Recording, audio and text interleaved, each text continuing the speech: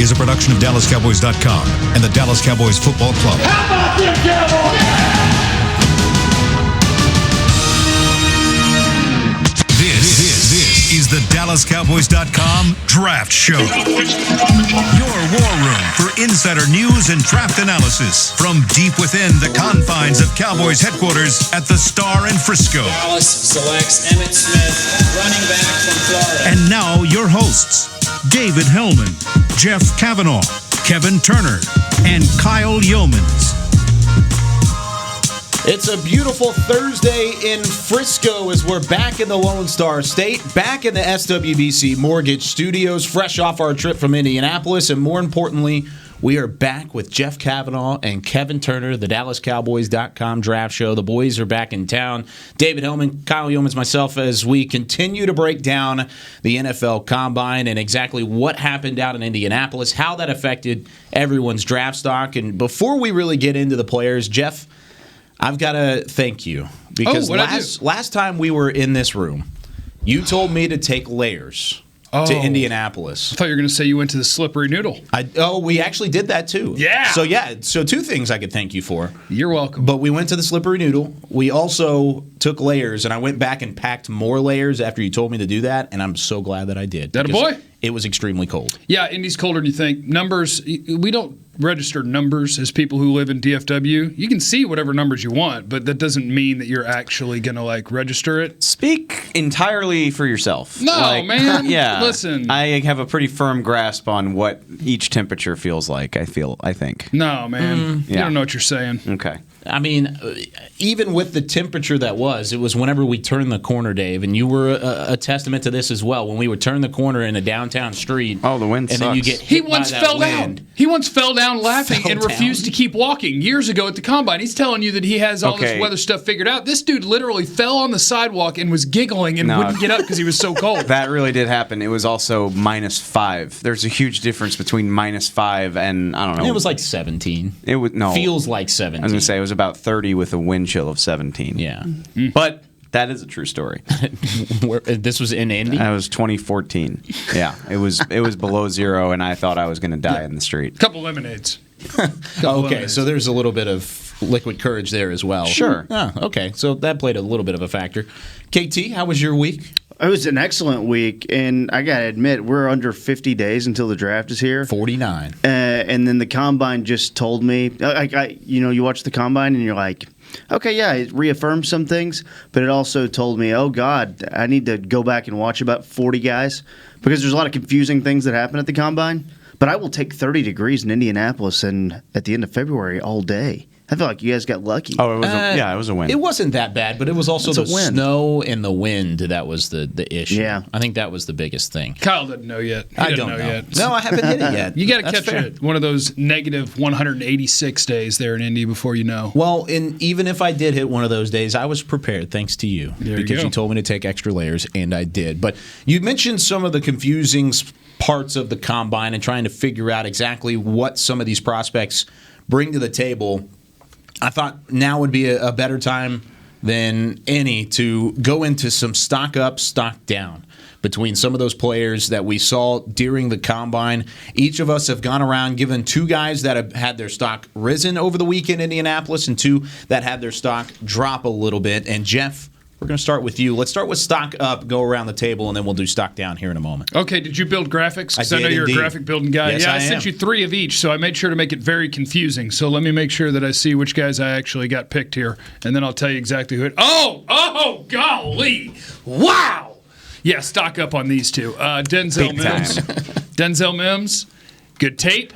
Then, after having good tape, he went ahead and tore up the Senior Bowl. Then after tearing up the Senior Bowl, he went and tested as an elite athlete. So for Denzel Mims, I think that probably took him from, I don't know, before the Senior Bowl, people weren't really talking about him. Probably like a middle round guy, right? Maybe a 4th, 5th round guy. And now there's probably no way he gets out of the 2nd. So Denzel Mims stock all the way up. That's my biggest frustration with Denzel Mims as a guy who's and I admit I'm this guy. I'm the guy who, if a band gets famous You don't. You're off. Everyone's you're talking off about. You're a hipster. You're a hipster. Everyone's talking about a TV show like It's too mainstream for you. 5 years after it was out. Like, oh, now that Parks and Rec is on Netflix, it could be everyone's favorite show. It's like, no, I watched it from the beginning. Denzel Mims from the beginning. I had in the second round. So did I. You don't get to take him from me just because you liked him too. I know, but it's just like the whole world's like all of a sudden, oh, well, Denzel Mims is pretty good, and I'm like, yeah, he was good all year. Like it happened. That's how this works. Man. I know, and it's still frustrating. You're just not. We've been doing this for 6 years. I know. You're not used to being ahead of people. No, I am used to it. It's just that one was a strange one because I never saw anything on tape that was concerning. No. There was nothing Not at all. there. He single-handedly got rid of the Baylor stereotype of their wide receivers can only do three things. Like, he's awesome, and the combine, I didn't know he was going to blow it up that much. Like, I knew he was going to do really good, but I didn't know he was going to blow it up that much, and it's just like such confirmation when there's a lot of people. Well, his wide receiver group is, yes, it's crowded. I understand that. I get that. But he has held his own. Did you write in your notes when you were watching Mims, this guy is an elite athlete? You know what? I don't know.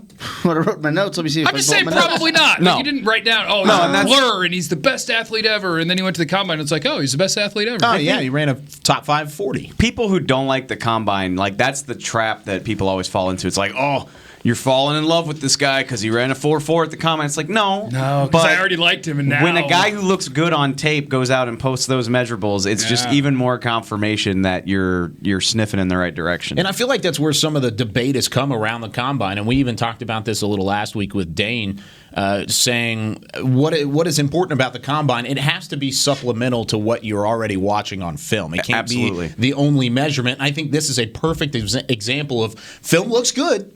And then he tears, like you said, tears up the Senior Bowl, and then he does the same thing for the NFL Combine as well. C.J. Henderson was the same thing. For C.J. Henderson, I thought it was just confirmation of everything that you hoped, that he's 6'1", he's over 200 pounds, he's running in the 4.3s, great jumps. So you're just partnering great tape with great measurables, and you go, okay, 17, that works. Well, C.J. Henderson scares me a little bit, not in a good way. What are you trying to do? What I'm trying to say is, we all like him, right? Yeah, absolutely. Yes, he's been my cornerback 3 pretty much the whole time. He's 6'1", 204, and he goes out and puts that up on tape, which, again, like his tape was already good. Oh, you're worried he's going to be gone. Yeah. Yep. Absolutely. Not there at 17. When you do a workout like that at that size, on top of already being considered one of the 2 or 3 best corners in the class, that is a money position. That is a spot where, people value cornerback as they should. Well, I would tell the top 16 teams, the guy doesn't really like to tackle. You don't want that guy. He doesn't really like to tackle. He's He's not great in coverage. Does anybody care? Well, I want the other 16 teams to care. Oh, okay. Yeah. Isn't cornerback the position that you're less worried about tackling than any other position on defense? You will gladly make that trade. And then the other side of my brain is going, you go ask Bill Belichick and Nick Saban, 2 guys I don't really like personally, but but they go, oh, yeah, I just draft guys who can tackle. You'll be fine. Just get guys who can tackle. And that's where I always go, I do have to knock him for tackling. I do have to knock him, but you never see anyone run away from him. He played in top flight competition. And you know what? The interceptions maybe weren't there. Okay. I love that we're showing highlights. Even his sacks, they're so gentle. He's like, hold on, I don't really want to hit. Just fall down for me. Thank you.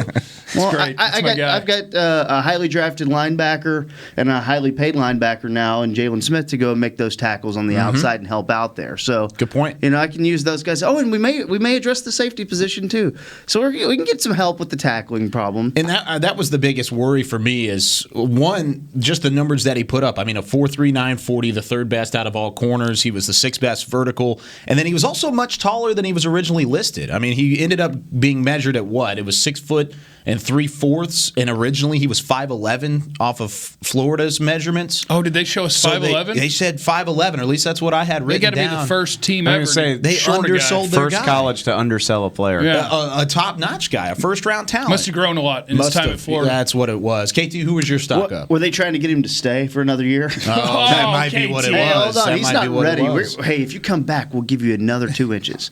My stock up. I'm trying to pull up my text message here. Well, I have it on the graphics. There we go. Sorry. I have stock. We stuck with Jeff. We went stock down. Stock down. Okay, Oh, there we we go, stuck Jeff. with Jeff. Hold on. Let's We'll go make it there. about me. Everybody, let's make it about me for a while. Just take the Stock first down. segment, Go for Kavanaugh. it. Now tell me if you guys are going to kill me for this. Derrick Brown. Derrick Brown had an atrocious workout. Yes, he did. At the Combine. That 3-cone was the worst defensive lineman 3-cone. The jumps were bad. Yep. The 40 was slow. Everything about that workout was bad. His tape is awesome. But let me just riddle me this. Entertain me for a second. Are you trying to get him to fall? Entertain me for a second. Okay. Are you telling me there's no chance that an interior guy who's not a great pass rusher and had a terrible workout, you're telling me there's no chance that makes it to 17? A 4-sack guy with a terrible workout? It's a run stopper? I don't want to go as far as to say there's no chance, but I don't think he'll fall that far. And I think the dream's alive. Alive, but still not like healthy. That's a good way to put it. But I think the dream's alive, and I don't know if it's a dream. Do you think how many sacks would you guess Derrick Brown will have in an average year? Somewhere between 3 and 8. Yeah, that's a good range. That's a big range. It's a huge range. Can I get you to narrow it down by like 1? Well, I mean, for the guy, it's got to be about 4 to 6. Okay. For a guy, it's got to be And you double comfortable- teamed all the time. A 4 to 6 sack guy, top 10. And if it's your team doing it, are you like, all right, yes? How good of a run player is he? He's Very an good. excellent run player. He's a very good run player. Is he a game changer on the defensive line? Yes, he is. It's a good question. So now here's what I think. Snacks Harrison keeps getting flipped for 5th-round picks. That's what I'm saying. And at the time, he was one of the best run defenders in the league. But we want to take one in the top 10? I'm just asking. No, I hear you. That's my secret is I just ask. I never offer an opinion. My I'm biggest just question. saying. My biggest question is his counseling. Like, why did he work out? He shouldn't have worked out. Like, Javon Kinlaw now has the defensive tackle from South Carolina now has a chance to get in front of Derrick Brown. Kind of what you're saying here. Sure. Jeff. You know what he did? He did not work out. That's smart. Because he knew there was nothing you could gain from that. And Derrick Brown could have only lost ground. He should have worked out. I mean, if he knew that his numbers were going to slightly resemble that, I don't know why he would either. Because it's not like, it's not like he put up numbers where you're like, well, this isn't great. Like he was the worst in class. He brought up the caboose. Yeah, he was Best tape, worst workout, in the whole class. But it's a fascinating conversation because he doesn't look like that on tape. No. He looks amazing on tape against, SEC caliber talent, chasing guys down, beating blockers, beating double teams. And I just think if we would agree tape trumps all, right? Sure. Trust the tape, yeah. Tape is number 1. So what I think is that, we thought Derrick Brown was probably a top 5 pick when the draft cycle started. Now I think he's probably more like somewhere between 8 and 12. I still don't know if he gets all the way to 17. The quarterbacks are going to go, right? We get a really good vibe that the quarterbacks are going to go. Chase Young's going to go. 4 offensive OTs. tackles are going to go up there. At least 3 OTs before the Cowboys, maybe 4. To me, he's still in that group of Chase Young, Isaiah Simmons, Okudah. I really don't think that changes. It wouldn't you don't surprise think me. he's a second-tier guy with like a Kinlaw back there? Well, I mean, look, that may push you just because the quarterbacks are coming up, but I still think he's in that first-tier guy with this. Now, is our team's going to maybe value Kinlaw a little more after they see Kinlaw at his pro day? Mm-hmm. Yeah, maybe things change a little bit. I mean, he is in the first percentile. Derrick Brown in the first percentile of 3-cone drill.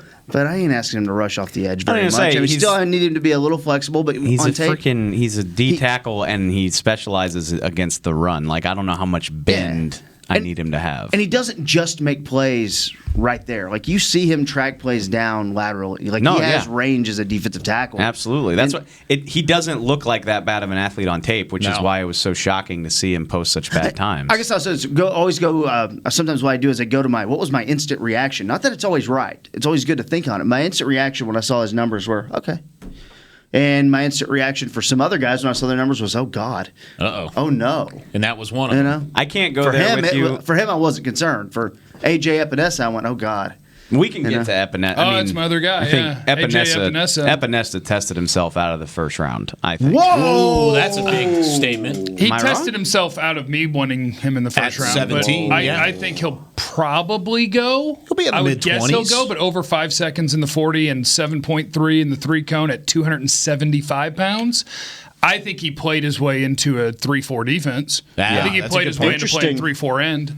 So maybe a team at the back of one wants him, but I would worry about that athletic profile as an outside rusher. And to your point, and why it worries with him and not with Derrick Brown, because it's the same thing on tape. On tape, watching AJ Epinesa, you go, oh man, heavy-handed, stout, overpowers people to the quarterback. But your notes are going to say somewhere, can't really turn the corner. Don't see him turn the corner. Don't see him win outside. And then you test and you go, well, not really capable of winning outside. Nope. So that's not a first-round pass rusher to me.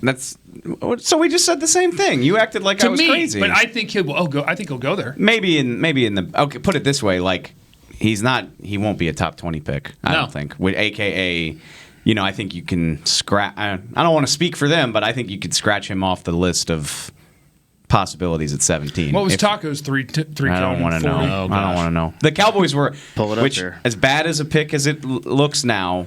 The Cowboys were picking 11 spots behind where they are now. So you're talking about a different caliber of prospect, too. Taco's 3-cone was 7.17. Still better. Oh, no, better than Epinesa. But Epinesa's in the third round, maybe the fourth. So what was Epinesa's 3-cone? 7.3. Okay, DeMarcus Lawrence, Zadarius Smith, those guys ran 7.4 3-cone drills. So it's not end-all be-all. Doesn't mean everything. The hope for weren't Epinesa those is that he's both Trey bigger bodies, Flowers. though? He needs to be Trey Flowers. Yeah, it's combining the numbers with the tape again. Yeah. The tape told you what they were. The tape with DeMarcus Lawrence told you this guy's got juice off the edge. No doubt.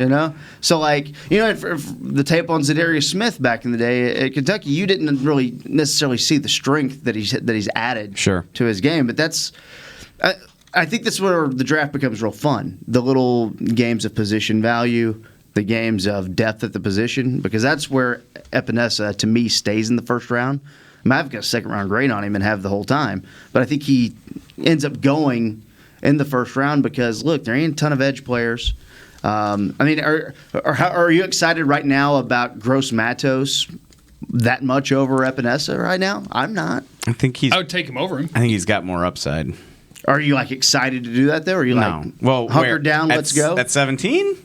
Wherever. Maybe you trade back to 21. Maybe you trade back to 25. I'm just not very high on this edge class as a whole, though. I would feel better I really about. don't think this is a good edge class. I don't love Gross Matos, but I would feel better about drafting him than Epinesa, just because I think there's a better chance that he develops into a more explosive player. Yes, sir. I don't think Epinesa is going to grow tremendously as as an athlete in the NFL. Yeah. Well, you had an edge rusher that was pretty high on your list. Stock up here, KT.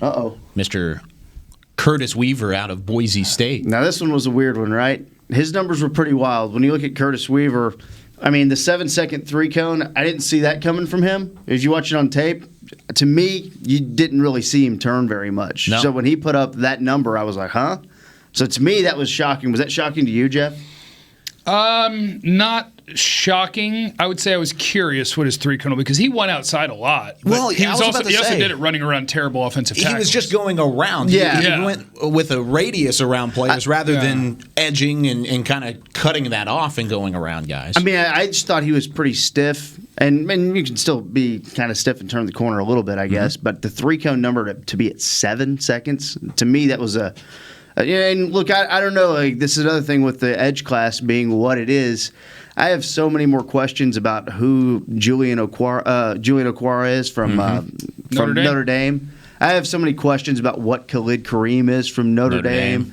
I feel pretty good about Jonathan Greenard of Florida in the second round. I like him. He had a nice showing. With Weaver, I feel much better about knowing what he is. Doesn't mean I'm going out of my mind and draft him in the first round or anything. Yeah. But maybe he's talked himself or got himself in that second round territory where maybe he was going to go in the third round. So I thought he did well for himself on that 3-cone drill. And who was my other player on that Chase graphic? Claypool. Oh, Chase Claypool. Talk about Notre Dame guys. Okay, on tape, I didn't see a guy who was running a 4.45, and when he ran that, I was pretty shocked. He's impressive, man. I don't know why I didn't see that coming. Look, you could see the figure on you could see his body and his frame. He's big. Well, no, you can see his body and his frame and go, this is a big dude. Okay, he's pretty jacked, and then you go, what? He ran a 4.45. And I just didn't see that. To me, he was a slow player on tape. 4.42. 4.42. See, geez. On tape, to me, he was a slow player. I didn't see him outrunning people on tape. I saw him when he was on the outside. He was kind of a, he was kind of a just run down the field and we'll throw it up to you on little corners and then move to the slot and we'll run you on crossers.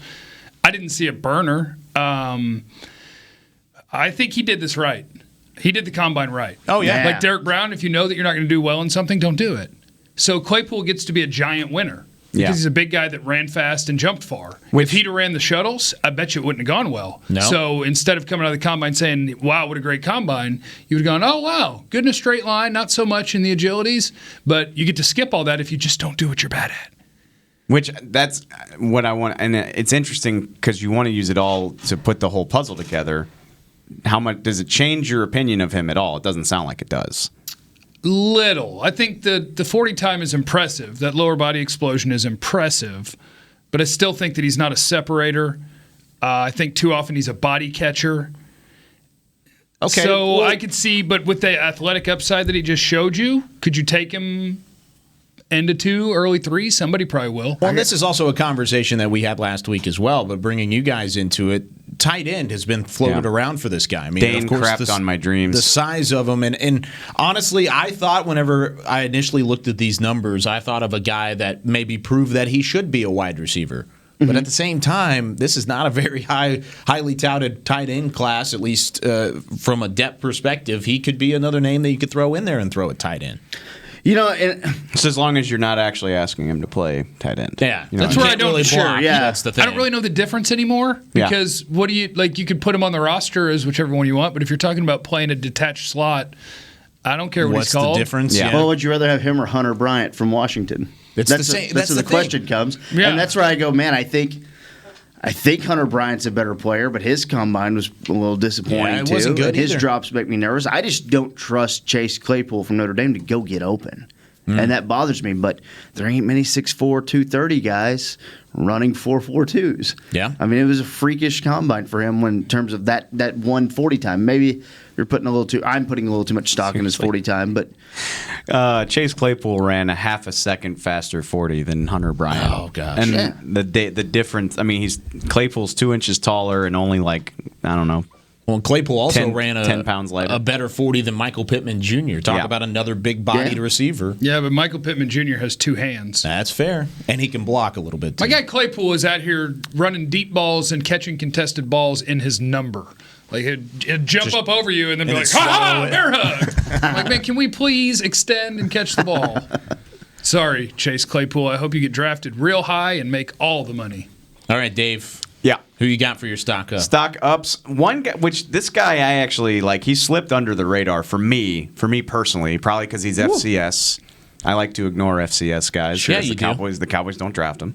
Had a fantastic Senior Bowl. Looked great out there. And He kind of caught our eye a little bit at the Senior Bowl. this is really mean. I think of Obi Melifonwu from a few years ago. Everybody's just always enamored with the 6'3" safety. I'm not comparing their games, Sure. but everybody's always enamored with the superhero action figure safety, right? Chen looks the part, and he goes out here on top of looking good at the Senior Bowl, 4.45 40 at his size, 6'3", 220. A 41-inch vertical. He actually outperformed Kyle Duggar in a couple areas of the combine workouts. I think vertical was the only one he didn't out. Yeah, I think Duggar had a 42. Duggar had a 42, which So, is one spot absolutely, higher. you know, I'm distrustful of guys of FCS. He's coming out of Southern Illinois, for those of y'all that don't know. The Salukis. So, looks good on tape. Of course he does, because he's a superior athlete to everybody else. Then he goes to the Senior Bowl and plays well against other top-notch draftable competition. Then he puts this workout on tape. And it's, I mean, how could you argue that his stock isn't going up? It's really impressive. it feels very leap of faith for me. I don't know I what these completely agree NFL with you. teams are going to think. I have one All-22 game of him against North Dakota State, and then there's YouTube games. Yeah. So combine that, and then, NFL teams have everything, right? So for me, Jeremy Chin, this workout makes me feel much better about this guy's going to go top 100. Okay, that makes sense. Okay, I get it. I feel like much better about that. But it's just hard to know. He had good. One thing to say about him at 221, which he'd added a little bit of weight, and I had his 205 or 208 right around there. So he had a little bit of weight, but he does appear to be fast enough to and have a little range. And the few games that we have, he's got 13 interceptions in his college career. He had 4 interceptions last year. He's shown the ability to go make plays on the ball. It's interesting. He'd kind of be a free, strong hybrid. Normally, if I see a 6'3", 220-pound guy, I go, oh, he's just a strong safety. But I think he might move well enough to play well. And we saw in the Senior Bowl, he was covering pretty well. No, that's my thing is you watch him at Southern Illinois, and you're like, okay, cool. These guys are going to be accountants in 2 years. Like, how impressed am I supposed to be? But then he plays. You practice well, and that's always going to catch your eye at the Senior Bowl because you're going against Big Ten, SEC competition. But then to put those numbers on the tape and say, okay, this isn't just a byproduct of him playing inferior competition. Like, he really does possess this athleticism. I'm still terrified by the thought of drafting him because I just have inherent biases toward big school guys. And so does Will McClay, it seems. Exactly. 100%. And that's, but you put numbers like that, somebody's going to be willing to take a chance on you, and that's why I think his stock is up. Well, and I kind of want to challenge you on your other stock up a little bit, talking about All right. Ohio State guy. Get him, Kyle. Why Kyle. is his stock up for Devin Hamilton out of Ohio State? He had the 6th lowest 40. Ooh. He had a sub 30 vertical. Ooh. 3rd worst broad jump out of his position. Get him, Kyle. And then he was a bottom 10 3-cone as well. It depends on your definition of what stock up means. Okay. And I mean, but how could those numbers raise a stock? Oh, though? I just want to hear what you have to say in that. because like me personally, I'm looking for defensive tackles. Okay. That I can draft. Gotcha. And, we talk about Derrick Brown, Javon Kinlaw. If they're not there, I'm automatically hunting. You've got to look somewhere I'm else. automatically hunting for somebody that I can find. So for him, then you're talking about, him. Mm-hmm. Ross Blacklock. Well, even Blacklock, like he performed well enough. Like I thought he had a better combine at least. Blacklock is the classic case of a guy that 17's probably too high, but 51 he'll be too gone. low, yeah. Who's the other guy? Matabike out of A&M. Justin, which Yeah. I wanted to avoid Matabike because I know he's a guy that we talk about a lot. I look at him and I on top of what I've seen from his tape, which I think is surprisingly impressive. Good. Yeah. Strength, all that good type of stuff, and probably more of a one technique than a pass rusher. Probably. I feel better drafting him. I don't know. I think he at could 51 no, or at 82. 80. I think he could sneak him to the top 100. Is Okay. what I'm saying. Gotcha. And so I think it depends on what your definition of stock up is. I don't think this guy vaulted himself into the top 50, but I'm hunting for down the line prospects at defensive tackle. I'm like, okay, like this guy. Yeah, his numbers aren't super impressive, but it lines up with what I'd be willing to do based on what I see on tape. Well, and I was intrigued by you choosing him as a stock up because if after the Senior Bowl, I would have had him as a stock up. I thought he looked good at Senior Bowl down in Mobile. But I thought the combine, he maybe took a little bit of a step back in my book, at least by some of the measurables. Now, the drills, he looked okay. I don't think so just because nobody's pegging him as this, As a top 50 pick. 100 guy. To me, I feel like he's probably late 3rd round, early 4th round is probably his range. Borderline day So, 3. are you going to reach at 82? Pick 82, baby. What do you need? Well, we don't or know. do you get Kinlaw or Derrick Brown at 17 and you don't have to worry about If defensive Derrick tackle? Brown's said there Derrick at 17, man, We just said that he wasn't going to be there. I don't think he will be. Stop acting like it's impossible. I didn't say it was impossible. Okay, really quickly, I'll give you my two stock ups. It's one of the guys that we've actually talked about quite a bit, Devin Duvernay out of Texas, 5th best 40 of all wide receivers with a 4.39. And then I threw Jacob Eason up there, and it wasn't because of his measurables. You going to challenge me here, Dave? I'm not going to challenge you. Go ahead. Go get him. I'll just disagree with you. Get him back. I thought he threw the ball better than almost any other quarterback there, maybe with the exception of Justin Herbert. Oh, I disagree. thought you disagree? I do disagree. Okay. I thought he was pretty threw the ball inconsistent. well. He's got a big arm for sure. He has a huge arm. It's easy for him to throw it. Absolutely. Paxton Lynch type tendencies. Now, Yeah. one thing I did read this morning on Jacob Eason that put a little asterisk on this. Apparently, Todd McShay talked about how he did not impress teams in his interviews. And apparently, in the quote from the story that I read, said that he, quote unquote, owned the room and saw that he was bigger than what was going on. And I didn't like that a whole lot from a quarterback. So, Yeah, I feel like with that, I didn't hear enough details of what McShay was saying. And so Exactly. to me, it just made me really, really angry at media. Where it's like, well, I heard from an anonymous guy that he didn't He's a bum. interview well. Yeah. I'm like, Yeah. no. Bad No. interview. If we're sabotaging character pre-draft, tell me who said it and what Yeah. they're talking about. that's a good point. Kind of like the crap Be going on with specific. Haskins right now. Yeah. He's not a prospect anymore, but still annoying. Yeah. But I thought he threw the ball well, a little bit high there. I just think that right. Go for it. Well, no, he's just Yeah. the combine is meant for guys like him. That's exactly. all. He's to show off the arm, show off the velocity. He's probably the most naturally gifted quarterback in the class. Love? All right. Okay. He's got a cannon. He can wing it. Yeah. And he's inconsistent in his decision making. I don't love. I'll borrow this line from The Solid Verbal, my favorite college football podcast. They call him Purple Cutler. And I'm like, Mine's Trust the Tape. I'm a Trust the Tape guy. There you go. Yeah, that's a good one too. This Purple Cutler. That's a good one. When people talk about the Underwear Olympics, that's what they're talking about. And like if his natural ability prompts you to draft him in the top 35, good luck. I just don't see it.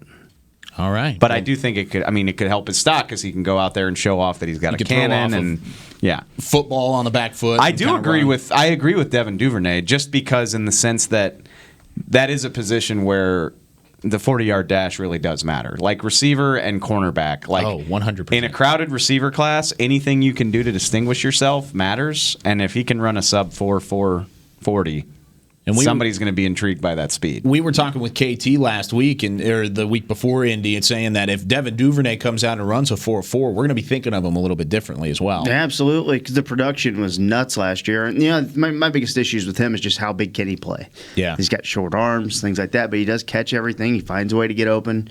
There's a lot to like about him. It's just how much are you reaching for guys like that in this wide receiver loaded class? Do you need him? I don't know. Do you need him to play big if he's always in the slot? Doesn't drop anything. No. Which, ironically, Dane pointed this out last week. Like he wasn't amazing in the pass catching drills at the combine, but I will gladly take 13 games worth of tape over one gauntlet. I don't think he dropped a pass though, did he? I don't believe so. In the catching drills, though? I guess what Dane's quote was he was fighting the ball. Okay. He didn't look natural. He didn't look smooth. But again, he fought his way to 0 drops. Give me 13 games of tape of him looking pretty good doing it over whatever you think about the combine. And I think he only had the one drop during his entire career at Texas. Torched Dave's Tigers. Yeah, he did. Tore him up pretty good. The question there is who are the other wide receivers am I considering taking?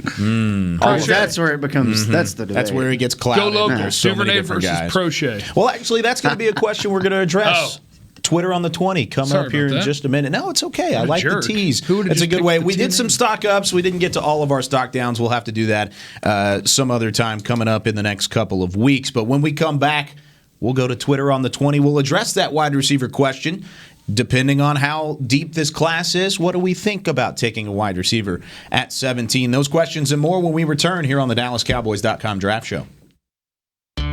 I'm Jay Novacek, former tight end for the Dallas Cowboys. Back in the day, I was the guy who always got the tough yards, and that's why I run with John Deere today. In fact, I have a John Deere 3025E tractor that can handle any yard work I need to do, even the tough yards way out back. So if you have 1 acre or 1,000, John Deere has the equipment that's just right for you. Visit a John Deere dealer today and run with us. We are the official tractor provider of your Dallas Cowboys. Essilor is a proud sponsor of the Dallas Cowboys, helping fans see more and do more with our best vision solutions. Our lens technologies reveal a world more beautiful than you can imagine. For a limited time, get the Essilor Next Gen offer, where you buy the latest generation of Transitions lenses with select Essilor lenses. You can choose a second pair of clear lenses for free with qualifying frame purchases. Restrictions apply. Find a participating eye care professional by visiting EssilorUSA.com. Essilor. See more, do more. Want to use what the pros use? How about the official men's skincare brand of the Dallas Cowboys, Jack Black? Right now, you can get the Jack Black Starter, a curated collection of Cowboys locker room favorites for just $10 with free shipping. The starter includes 4 Jack Black skincare favorites, plus a full-sized intense therapy lip balm. Go to getjackblack.com/Cowboys and use the code word TEAMJB. That's getjackblack.com/Cowboys. The Jack Black Starter, $10, free shipping. Your new apartment's big. Such a great deal. It's okay. Just okay? What's not to... Right above the subway! Well, I bet you don't even notice it after the... That's my neighbor, Angus! A deal that's just okay is not okay. Get a great deal with America's Best Network. Come into an AT&T store to find out how to get one of our popular smartphones for $0 down. Based on GWS 1 score, September 2019. This is the DallasCowboys.com Draft Show.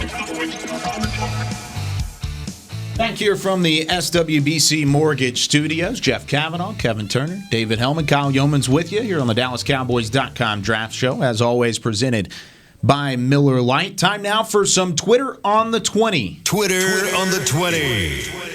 Where, of course, we go through your fan questions via Twitter and answer them the best we can here from inside the SWBC Mortgage Studios. We've got some good questions over the course of the day, and KT and Dave also tweeted it out. Dallas Smith starts us off. He goes, would you rather have Cooper and a top corner in the draft or a top wide receiver in the draft and Byron Jones, and why? The debate that is crippling Cowboys Twitter 100% as we speak. I would go Jones This and is a receiver. So we're getting either Cooper or Jones on like a 5-year deal, not a franchise tag? Yes. Correct. Okay. Here's my problem with the question, Dallas. What is a top corner in the draft? Because to me, it's Okudah, and then there's a gap. Whereas wide receiver, I can give you 3 names. Yeah. So if I can have one of those 3 names, I can't have Okudah. So if you'll give me CeeDee Lamb, Jerry Jeudy, or Henry Ruggs and Byron Jones, I'll take that over Amari Cooper and whoever your second corner is. So I would go Byron Jones and receiver. But you saying that right now, it's likely that the second one is more likely, having Amari Cooper back and then maybe drafting a guy like a C.J. Henderson as a corner. Yes, the Cowboys are doing this wrong. Correct. You're saying, you're saying you would flip it. Yeah, I'm saying I would prioritize Byron over Amari. Wow. And I think Amari, as a player, has more to do with wins and losses than Byron does when he's healthy and ready to rock. But I also have questions, just like Oakland had questions. I don't have questions about Byron Jones. I know he's going to be out there every week. I know he's going to play really well. And I can find a receiver. Which is really huevos-y to assume when this team was lost before Cooper got here. That's the thing I don't disagree with anything you just said, but I can't let go. I can't let go of the fact that I think that Amari does have more of an impact on wins and losses. What if I promised you Jerry Jeudy or CeeDee Lamb? Even still, and you and me, we're of one mind on this, that we love this receiver class. We love the idea of drafting one. 40 burgers. I don't like the idea of asking anybody to fill in for Amari Cooper and have to really carry that load right away. Because as many good receivers have come into the league recently, not very many of them hit the ground running. That's not a long list. You think about, recent drafts where, Would you be happy if you took a receiver in the first round and he had a Terry McLaurin rookie year? Hell yeah. And I think CeeDee Lamb, I think 900 yards. I think you could too. AJ Brown over 1,000. DK Metcalf. It's doable. Debo Samuel. Guys, it's doable. Debo is not fair because Debo really didn't catch. That's what I'm saying. Debo wasn't really a guy until October. Well, none of these guys that we're talking about. I think you could say the same AJ for Brown, DK Metcalf too. Debo. These guys weren't one of the first 2 wide receivers. 2 or 3 wide receivers. None of those guys have Zeke. Changes. Zeke gets them open. Well, okay. It scares me. It scares me is all I'm saying. I think they're terribly maybe crippled's not the word, but maybe a little paralyzed by 2018 and their decision to go into that season with no true number 1 wide receiver. Mm-hmm. And I think they don't want to do that again. And I think that's going to affect them not bringing Byron Jones back. Now, here's what I do, which is crazy because I sign we've everybody. I sign everybody, and if I need to do some restructuring of contracts and get behind it, I'll do that anyway. Can we talk about? So I'm signing everybody. We now know that the players will begin voting on the CBA, and they have until a week from today to read 456 pages. That's doable if you sit down and concentrate. I'd read the whole thing. But if they approve it, everything we're hearing is that the CBA is going to absolutely skyrocket the salary cap. Yeah, 100%. So why are they afraid of doing all the deals?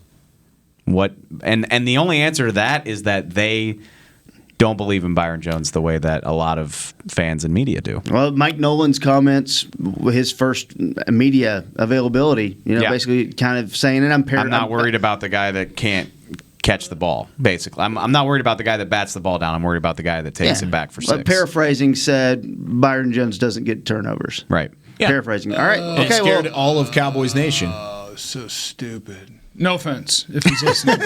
No offense. That's Mike really Nolan's a big dumb. fan of the draft show. So if he got 3 interceptions a year, then he would be, a pretty good corner or a great corner who now has 3 interceptions a year.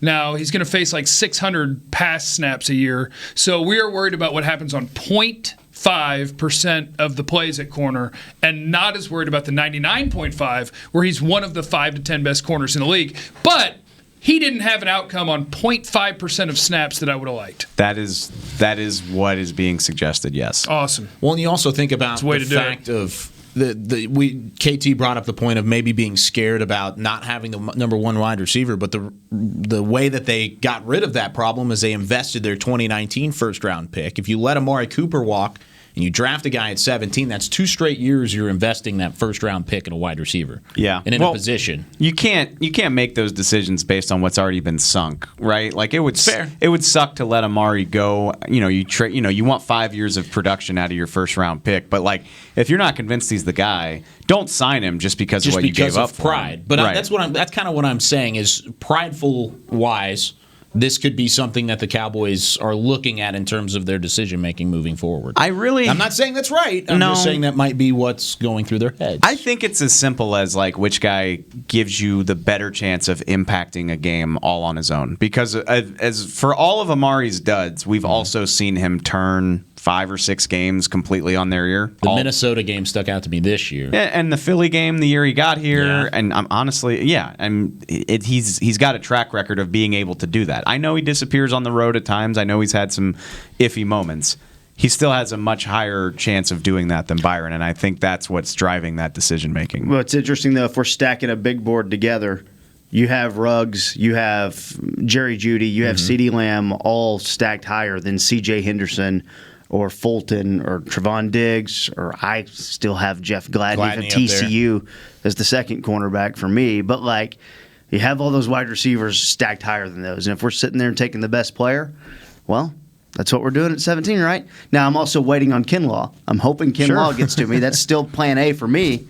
But let me ask you this, Jeffrey, which this is my thought process that makes me feel better about this whole thing. And I don't know that they will because they haven't. But if the Cowboys take the savings on the money they would have spent on Byron and invest it in a way more meaningful way than what we're used to seeing. What's more meaningful than a great corner? I mean, 3 or 4 above average caliber free agent replacements. Like, not signing Byron enables you to bring back Robert Quinn. Maybe you could theoretically... Okay, tell me it's Robert Quinn, Carl Joseph to be my strong safety. Absolutely. And now add me one more piece somewhere. We'll say, how about, I don't know, again, this it is all... It might just be that. Quinn, $10 million, Carl Joseph, 5 or 6, right? What about $15, $16 million, there it's spent. What if I could get you like Mike Brockers at D-tackle or something silly like that?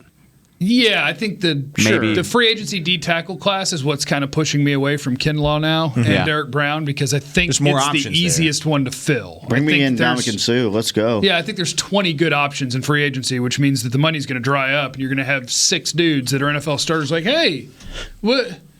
Was somebody? And the Cowboys going to be like, yes, we will. That's my saving grace because I'm like, all right, if you're going to spend that money getting a handful of guys who could make the team better, I'll stomach it easier than if you're just going to let him walk and sign Nolan Carroll. You should have sold more jerseys, Byron. I know you got another question. We're into it, Kyle, real quick. But I would say, does the new head coach matter? The fact that he's brought in a lot of people, does that matter? Because if you just signed a 5-year contract as a new head coach of a team, and I'm looking at the depth chart overall, I'm going, oh my God, I'm going to have to remake this entire secondary in 2 years. Yeah. Does that make you go, oh, we should sign Byron? Or, B, we need to start drafting dudes because Byron's not going to be here, and then who knows? I also am interested in keeping Anthony Brown. I don't know if they're going to do that. I don't know what his money's going to be like. But him being hurt saved them money. Yeah. You had a chance to keep Anthony Brown. I'm highly interested in doing that. Same. But it's just I don't know. I can't wait. I can't wait to see what the 30 visit list starts to look like because I just have a hunch there's going to be a lot of DBs on it. Yeah, probably. And with that being said, you mentioned this name a little bit earlier, but he's a part of our next question. Javon Kinlaw. Joe DeMayo asked 3 scenarios for the first 2 rounds. Pick one.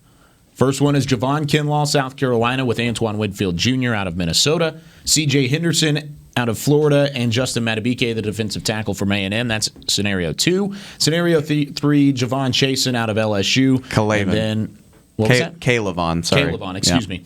And then Arnett out of Ohio State is 3rd. Easy for me. I love all the second-round picks. I do too. For me, it's number one. Me too. It's Javon Kinlaw Yeah. and it's Antoine Winfield, the safety from Minnesota. To me, that's my favorite combination by far. I think one is my favorite combination. I'm starting to be intrigued, which is funny because he didn't even work out at the combine, but you could sell me on Jason. I know he scares a lot of people. You could sell me on his raw athleticism just because I think you talk about not being thrilled by this edge class. Like, I think he's got the ability to bend the corner and get after it. That's why he's got a chance to be edge too. I think he's despite about to not say, having he an may not impressive be there college at career. 17. I'm just going to go out on a limb and say when he's done working out at LSU's pro day, he'll be a top 12 pick probably. Start skyrocketing. I think so. Bit. All right. I think see that. people are going to I take don't a think chance that's on his crazy. athleticism more I think than. that'd be good for the Cowboys. It'd be Huge excellent. for the Cowboys. That's how you get Javon Kinlaw. Can I get Antoine Winfield is better than Xavier McKinney started? Ooh, I've heard that before though, so I don't think that's Okay, crazy. maybe I'm not starting it, but No. dude, I Can I think get- I think Winfield's gonna end up going in the first round too. If the safeties start going earlier than we think. 5'9" man. So you're saying 5'10"? You're saying Was that he the 5'10"? first option, 5'10"? Not 5'10". first option of this is the more fun one for the Cowboys. I think the the one first you would pick. well, it's fun and just makes a ton of sense. It 100% does. And then the second one I would believe would probably be the most likely. It was what was it? Henderson and and Matabike. yeah. I don't know if Winfield's going to be there at 51. Neither do I. I don't think there's a chance he's there at 51. You might What be about able to making go the and case trade that- up and get him. Unless none of the safeties go in the first round, you know. Yeah, what about none of those drafts could happen? Oh, the odds that we would nail it that completely are slim to none. I would take any one of those though.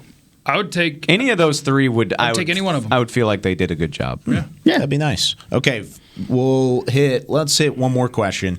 This one's going to be fun. This is from Jay. Okay, fellas, trying to get proactive here. After watching the combine, Isaiah Simmons out of Clemson is the best athlete that he has seen since Bo Jackson.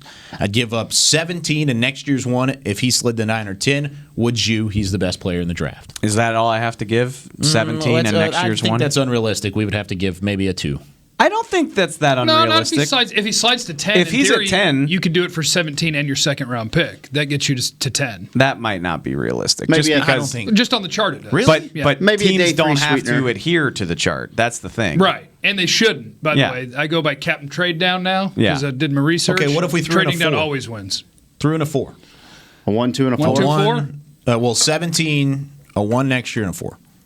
Would you do it still? I think I would. No. I Simmons. would in a vacuum. This team's in such a desperate mode for affordable labor, though. Yeah, but that I don't. 1 and 4. Okay, but it's a 4th round pick.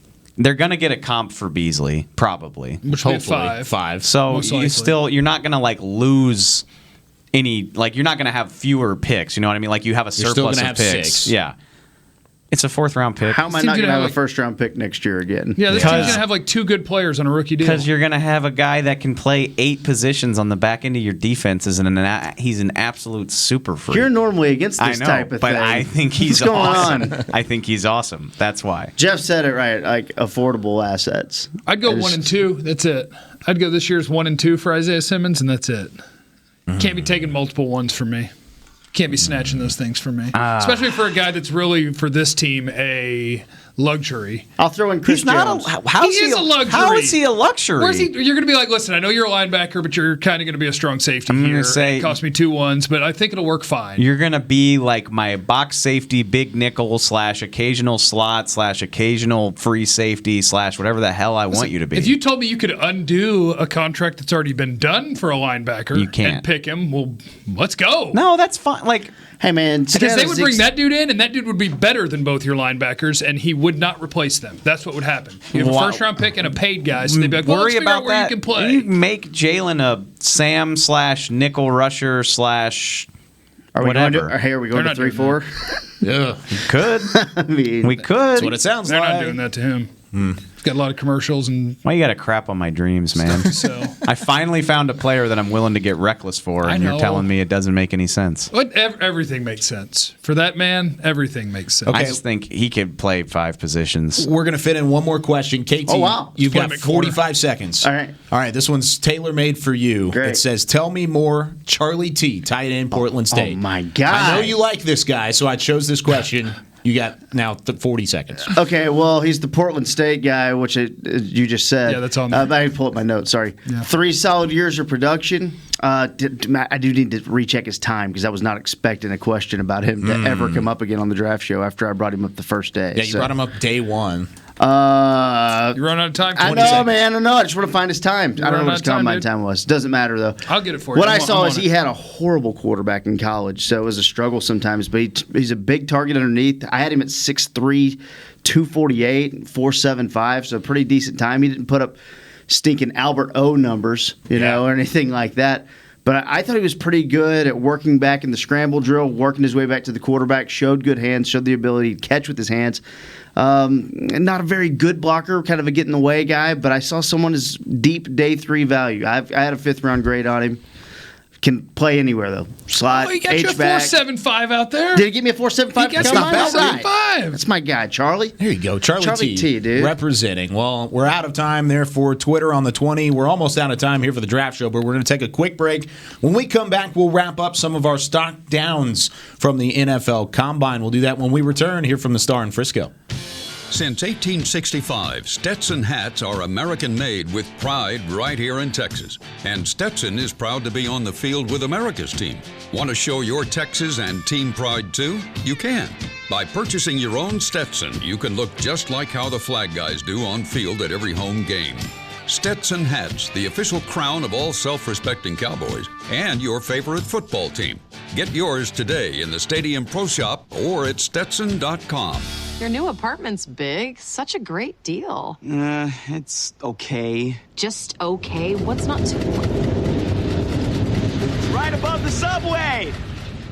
Well, I bet you don't even notice it after the... That's my neighbor, Angus! A deal that's just okay is not okay.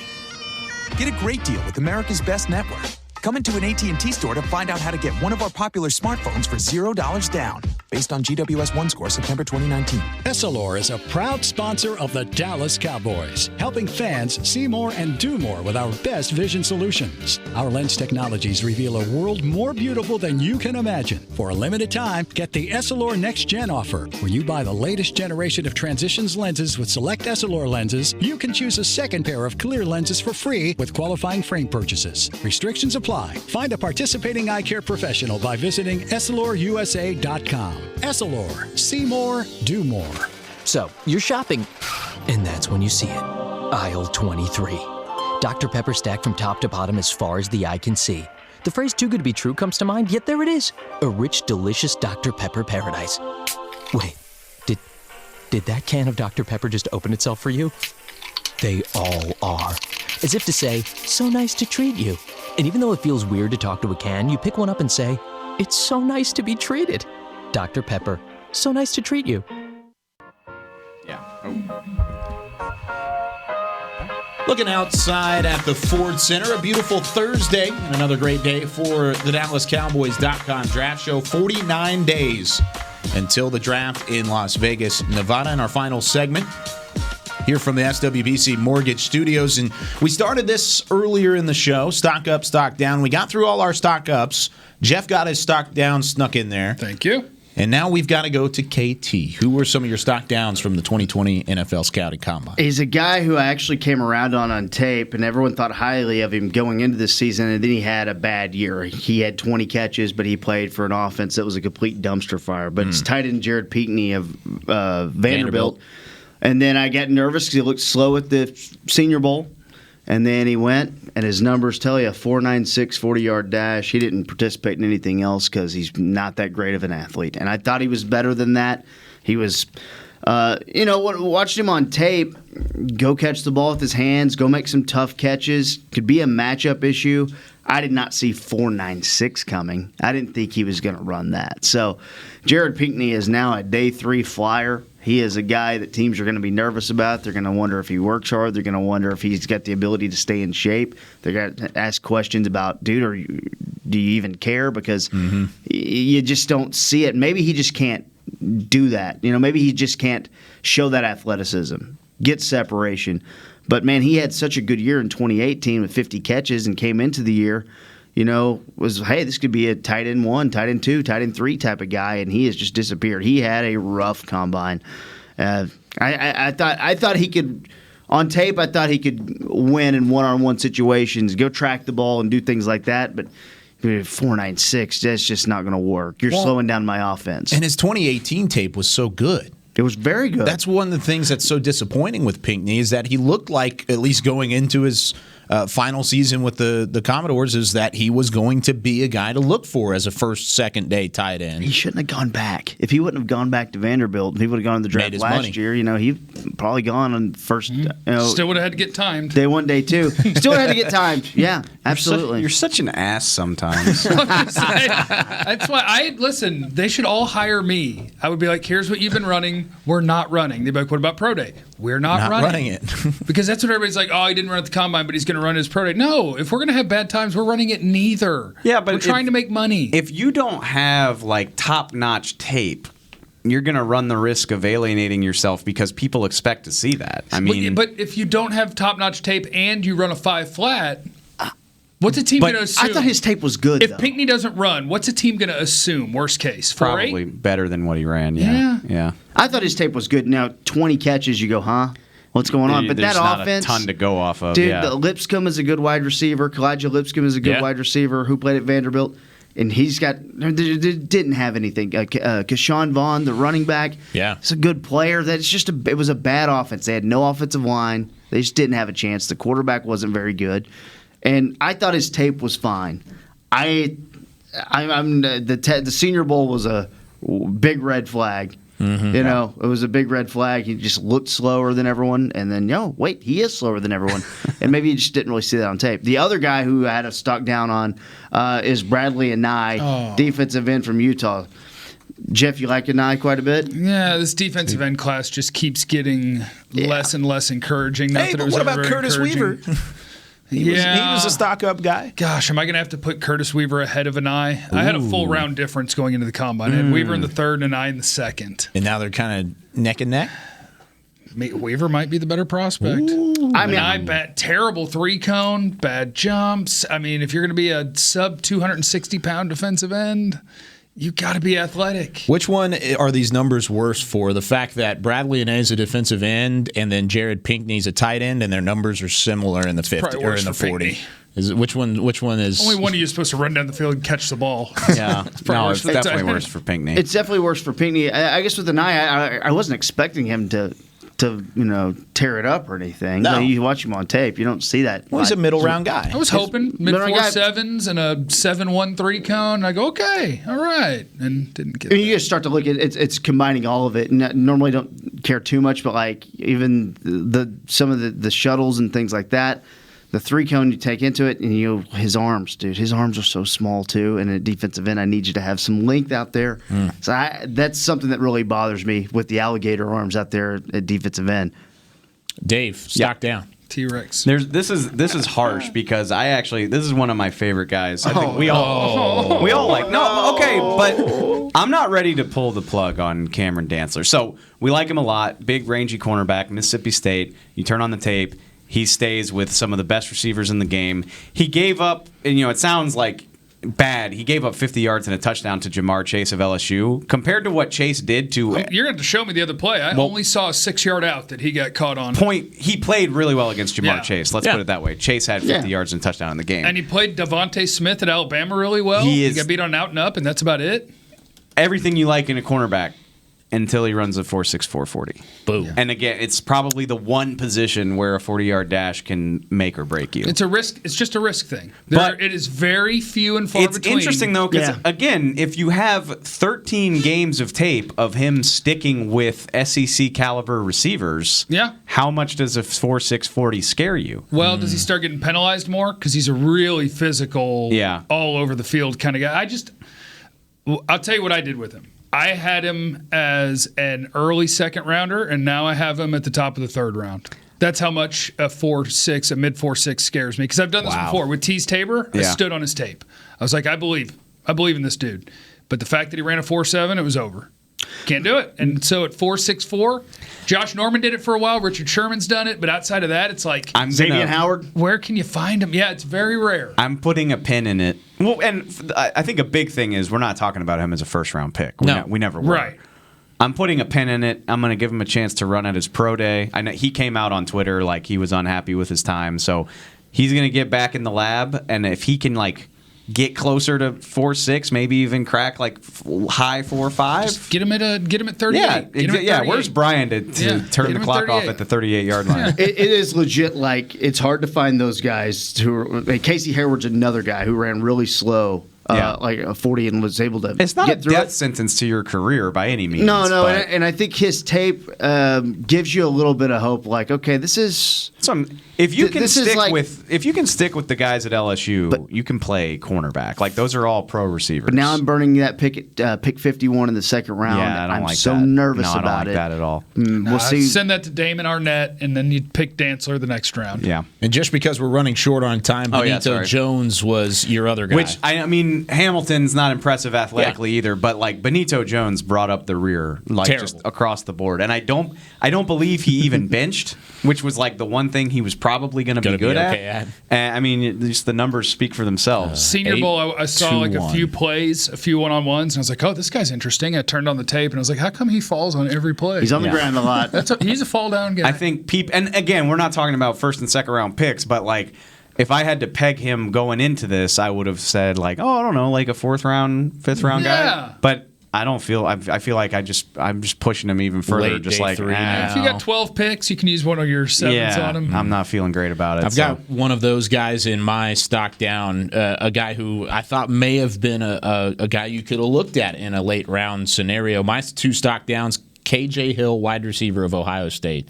I did not think he had a good combine. I thought he had a perfect combine. So no, I'm with Kavanaugh for because me to get him in the fourth round.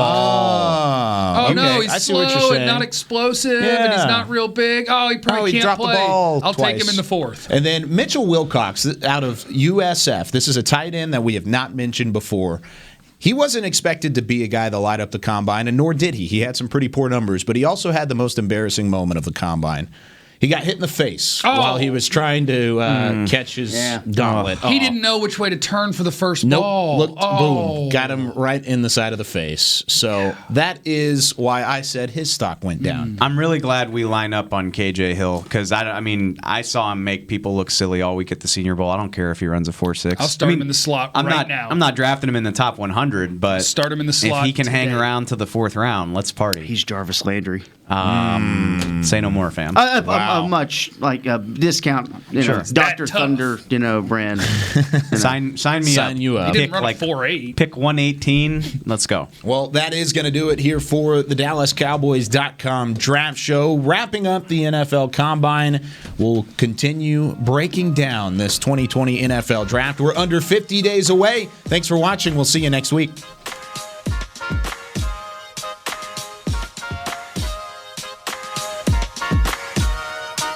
This has been a production of DallasCowboys.com and the Dallas Cowboys Football Club. How about this, Cowboys? Yeah!